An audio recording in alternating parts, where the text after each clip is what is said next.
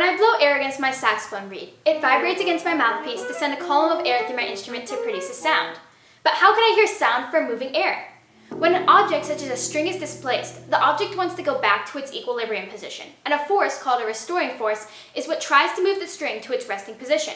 But then when it gets to that equilibrium position, the string has inertia and kinetic energy, so it keeps moving away from equilibrium.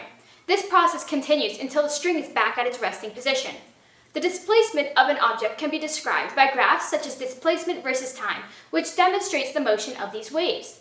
When I blow on my reed, the air column inside the instrument is vibrated, and there are small pressure changes in this air column as the air molecules that travel to your eardrum are compressed and pulled.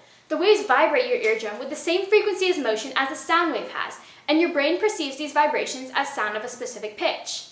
One way to analyze sound is to look at the equation of a simple wave. X of t equals a sine 2 pi f times t.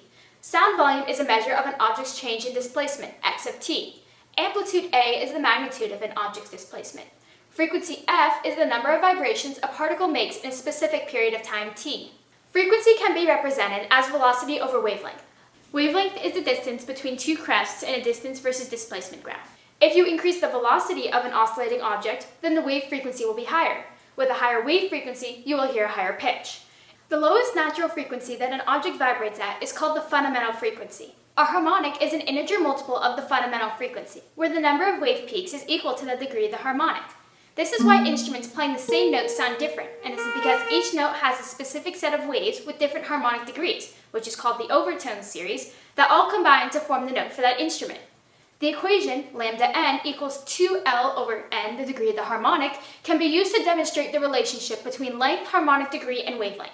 If you increase the length of a string or of a vibrating air column, you get a larger wavelength and therefore a smaller frequency and hear a lower pitch. When I close all the holes in my saxophone, the air I blow travels a longer distance since it can't escape out of the holes higher up in the body, so the resulting pitch is lower. This is why the lowest note on a saxophone has a fingering with all keys pressed down. Conversely, the highest note on a saxophone would be played with most of the holes open.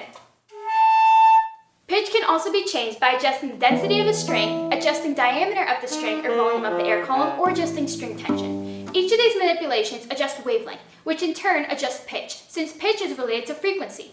This is why you often see musicians adjusting strings or their mouthpieces before a concert, because they are trying to make sure their sounds have matching frequencies so they are playing in tune. Obviously, not all sound is this mathematically simple, but the relationship between wavelength, velocity, and frequency allows us to understand the basic physics of how we can hear and manipulate sound. Now, next time you listen to your favorite song, you can think about how sound waves are influencing what you hear.